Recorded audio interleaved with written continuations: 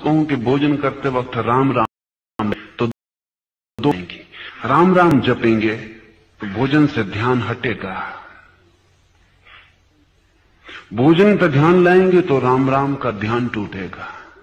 मैं आपको कहीं और ध्यान ले जाने को नहीं कह रहा हूं, जो आप कर रहे हैं उसको ही ध्यान बना लें।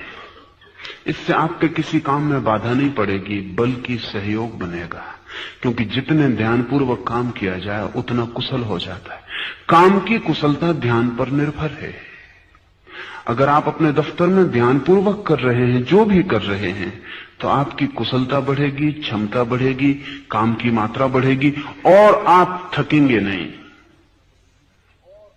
और आपकी शक्ति बचेगी और आप दफ्तर से भी ऐसे वापस लौटेंगे जैसे ताजे लौट रहे हैं।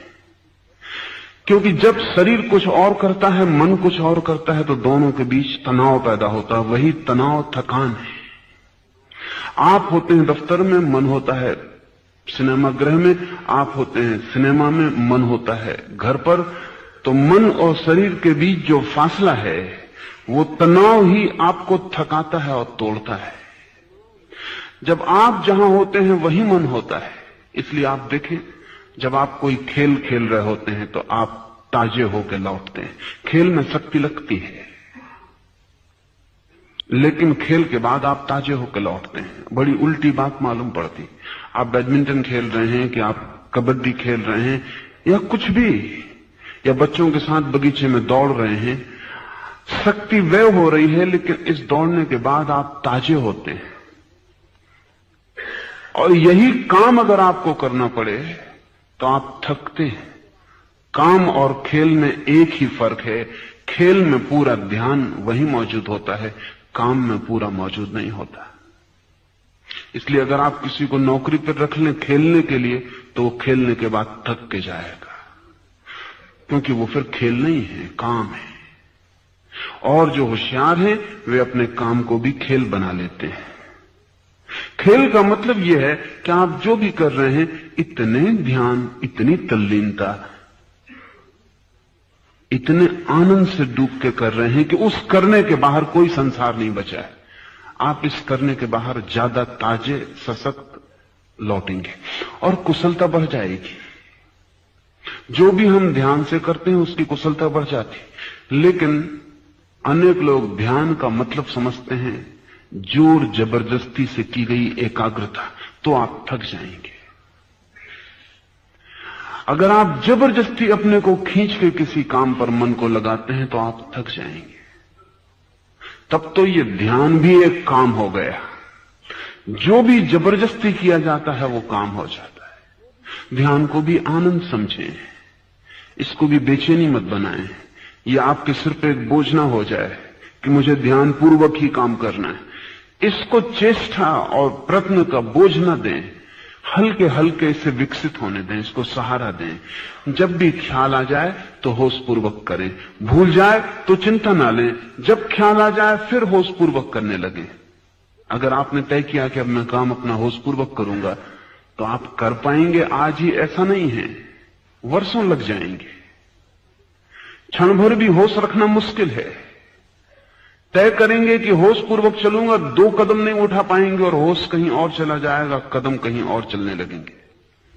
उससे चिंतित ना हो, पश्चाताप ना करें। लाखों लाखों जीवन की आदत है बेहोशी की, इसलिए दुखी होने का कोई कारण नहीं है। हमने ही साधा है बेहोशी को, इसलिए किससे शिकायत करने जाएं। और परेशान होने से कुछ हल नहीं होता। जैसे ही ख्याल आ जाए कि पैर बेहोशी में चलने लगे, मेरा ध्यान कहीं और चला गया था, आनंद पूर्वक फिर ध्यान को ले आए। इसको पश्चाताप ना बनाएं, इससे मन में दुखी ना हो, इससे पीड़ित ना हो, इससे ऐसा ना समझें कि ये अपने से ना होगा, ये भी ना समझें कि मैं तो बहुत दीनहीन हूं, कमजोर हूं, मुझसे होने वाला नहीं है। होता होगा महावीर से, अपने बस की बात नहीं है। बिल्कुल ना सोचें, महावीर भी शुरू करते हैं तो ऐसा ही होगा। कोई भी शुरू करता है तो ऐसा ही होता है। महावीर इस यात्रा का अंत है, प्रारंभ पर वे भी आप जैसे हैं। अंत आपको दिखाई पड़ा है, महावीर के प्रारंभ का आपको कोई पता नहीं है। प्रारंभ में सभी के पैर डगमगाते हैं। छोटा बच्चा चलना शुरू करता है, अगर वो आपको देख ले चलता हुआ और सोचे कि ये अपने से ना होगा, आप भी ऐसे ही चले थे, आपने भी ऐसे कदम उठाए थे और गिरे थे, और 2 कदम उठाने के बाद बच्चा फिर चारों हाथ पैर से चलने लगता है सोच के कि ये अपने बस की बात नहीं, या भूल ही जाता है कि 2 कदम से चलना था, फिर चारों से घिसकने लगता है। ठीक प्रमाद को तोड़ने में भी ऐसा ही होगा। 2 कदम आप होश में चलेंगे, फिर अचानक 4 हाथ पैर से बेहोशी में चलने लगेंगे। जैसी होश आ जाए फिर खड़े हो जाएं। चिंता मत लें इसकी कि बीच में होश क्यों खो गया। इस चिंता में समय और शक्ति खराब ना करें, तत्काल होश को फिर साधने लगे। अगर 24 घंटे में 24 क्षण भी होश सध जाए तो आप महावीर हो जाएंगे। काफी है, इतना भी बहुत है। इससे ज्यादा की आशा मत रखें, अपेक्षा भी मत करें। 24 घंटे में अगर 24 क्षणों को भी होश आ जाए तो बहुत है। धीरे धीरे क्षमता बढ़ती जाएगी। और वो जो बच्चा आज सोच रहा है कि अपने बस के बाहर है 2 पैर से चलना, एक दिन वो 2 पैर से चलेगा और कोई प्रयत्न नहीं करना पड़ेगा, कोई प्रयास नहीं रह जाएगा।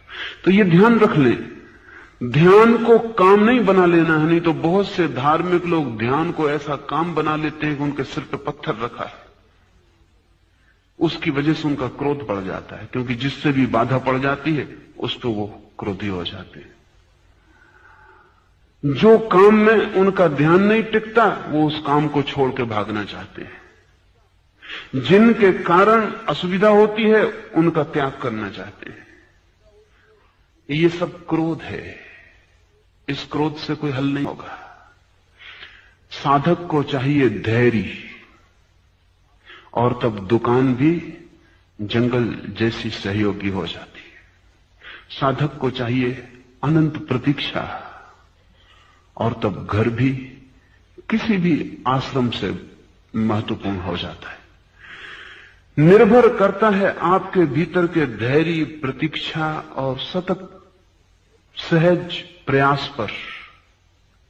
प्रयास तो करना ही होगा, लेकिन उस प्रयास को एक बोझिलता जो बनाएगा वो हार जाएगा। जीवन में जो भी महत्वपूर्ण है वो प्रतीक्षा से, सहजता से, बिना बोझ बनाए प्रयास से उपलब्ध होता है। सच तो यह है कि हम कोई भी चीज आज भी कर सकते हैं, लेकिन अधैर्य ही हमारा बाधा बन जाता है।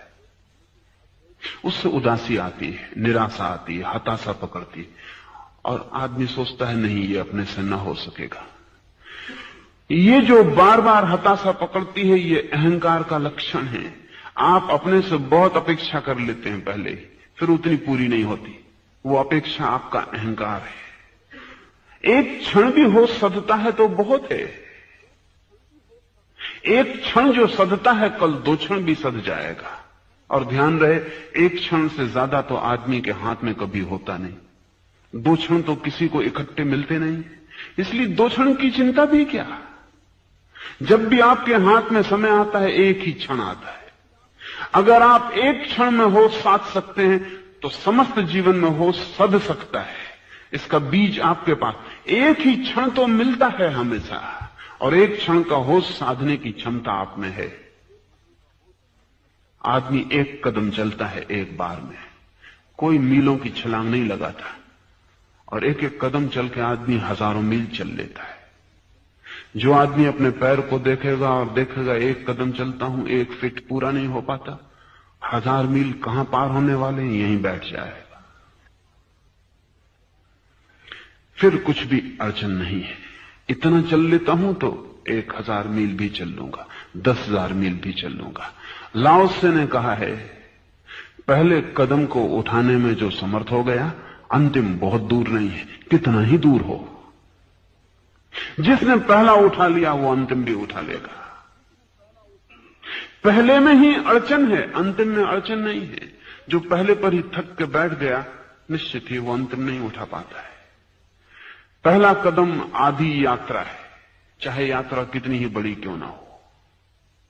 जिसने पहले कदम के रहस्य को समझ लिया, वो चलने की तरकीब समझ गया, विज्ञान समझ गया। एक एक कदम उठाए जाना है, एक एक पल को प्रमाद से मुक्त करते जाना है। जो भी करते हो होश पूर्वक करें। होश अलग काम नहीं है, उस काम को ही ध्यान बना लें। महावीर और बुद्ध इस मामले में अनूठे हैं। दुनिया में और जो साधन पद्धतियां हैं वे सब ध्यान को अलग काम बनाती हैं। वे कहती हैं रास्ते पे चलो तो राम को स्मरण करते रहो। वे कहती हैं कि बैठे हो खाली तो माला जपते रहो।